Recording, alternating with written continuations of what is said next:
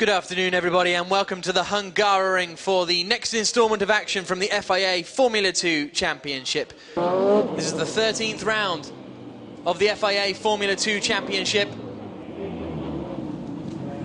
Pole position is Kevin Marocca. Second place is Marcus Pommer, but he's come into the pit lane. So it'll be Kevin Marocca alone on the front row of the grid. Here come the lights. When the 5 lights go out, we'll be underway. And we're away, and it's a poor start from Alex Fontana initially. He's going to lose out third position. Mihai Marinescu does through there straight away. Hector Hurst looks towards the inside of Axel Jeffries as they come down into turn 1 for the first time, but it's comfortably Marocca who leads. Tuscher is going to be second. Marinescu tries to send it around the outside, but he's not going to be close enough. All safely through the first corner, but Marcus Pommer having to be forced into the pit lane has worked out perfectly for Kevin Marocca. Wheel banging between Tuscher and Marinescu on the run down into turn 2. Big lock up from David Zhu, and there's a collision there. Axel Jeffries going into the side of Zhu. Hector Hurst involved as well. Dino Zamparelli has been forced to take evasive action, I think, and rejoins at the back of the circuit.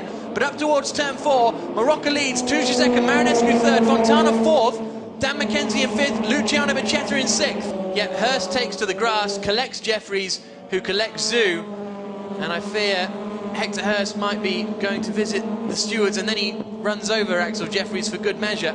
And this is going to be a fascinating race from now on in. Here comes Snegerev to pass Plamen Kralev up the inside. Kralev gives him room. That's going to be a close one. They almost make contact. Zamparelli tries to take advantage of that, but he too nearly lost his front wing in that incident. But out onto the start-finish straight comes Kevin Marocca through turn 14. Tuscher's still with him. Fontana's looking pretty racy behind Mihai Marinescu as well. The top 4 have broken away from Luciano Becchetta now. Marocca checking his mirrors, because he thinks he might need to go defensive at some point. Marinescu's close to the back of Tuscher. This could be a challenge for second place. They hit each other. Marinescu locks up on the brakes, and Tuscher and Mihai Marinescu, 2 of the championship contenders, are sent spinning. Marinescu's definitely out. Tuscher may be able to continue, but that was all. I'm surprised Mihai didn't go to the inside. It looked that was always going to happen. That was ridiculous. He looked like he was undecided. I can't believe he decided to tuck in. And they're just trying to give this championship to Luciano Becchetta, because that's obviously helping him.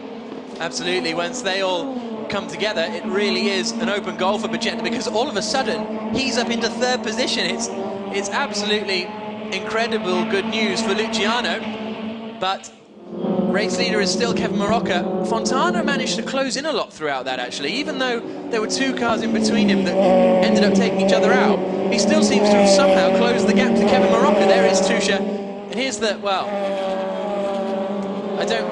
Marocca was lucky. Yeah, he was, wasn't he? Kevin Marocca almost got taken out. I mean, I'm not one to apportion blame, but I can't quite see how that could be Tuscher's fault.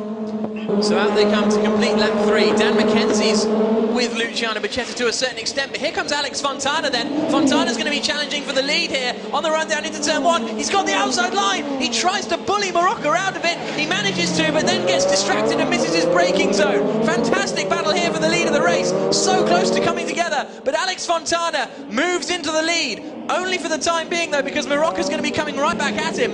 But where did Fontana's pace come from on that last lap? And he made sure he was getting past Marocca. Fantastic Fontana there. He was very aggressive. Something like that could send you to the stewards as well, Jack. I don't know why he was being quite so aggressive. It wasn't necessary, and they almost came together. It has worked for him, and it would be nice to see Fontana have a win. He's had some bad luck. He's been involved in incidents which weren't his fault, and we'll see if he can put a gap on Marocca. But of course, Marocca now has the ability to use boost. No, there's Dino Zamparelli getting involved. I didn't quite see the start. Was that Snegerev he was getting involved with? I wasn't quite looking at the screen when we saw the car on the inside. It would have been Snegerev, yes. So that was on the run up towards turn 4, which isn't a great place to have a moment, is it? Matteo Tuscher, after that incident with Marinescu, has now retired from the race. So Tuscher, Marinescu and Pommer all out of the race, which is brilliant news. Here for Luciano Becchetta anyway. Here comes Zamparelli up the inside into the chicane. And that is going to be job done. Gonda tries to send it around the outside. He's got no chance of dealing with that one. Zamparelli has now got past Snegerev and is up in 6th place. McKenzie might get a run out here, and he has, so they get alongside each other. Becchetta on the inside, McKenzie on the outside. Will Becchetta opt its best to yield. No, he won't. He holds the inside line, but now they're in the boost zone. So Mackenzie will have the opportunity to get an extra 75 brake horsepower coming out of turn 3. Here's Kralev and Zhu having a bit of a ding-dong. Zhu, whoa, throwing it to the outside. There goes the back end. They come out to start the final lap of this 22-lap race. Fontana comes across the line to begin it now. Kevin Marocca has got the gap down to 3.7 seconds, so Fontana cruising for these final few laps. The gap between Becchetta and Mackenzie is 0.7 of a second. There may have been some fortune in the early parts of the race, but I don't think anyone today could have dealt with the pace that Alex Fontana has shown. He comes out of turn 14 and for the first time sees the checkered flag in FIA Formula 2. There's his old F3 Open team on the pit wall congratulating him. That's really nice to see. Fontana wins. Kevin Marocca finishes in 2nd place. 3rd position is Becchetta, just ahead of Dan Mackenzie, 0.8 of a second ahead, in fact. Here comes Christopher Zanella out of the final corner to finish in 5th place. Great battle between Becchetta, Mackenzie and Zanella for the majority of that race before Zanella mysteriously dropped back a little bit.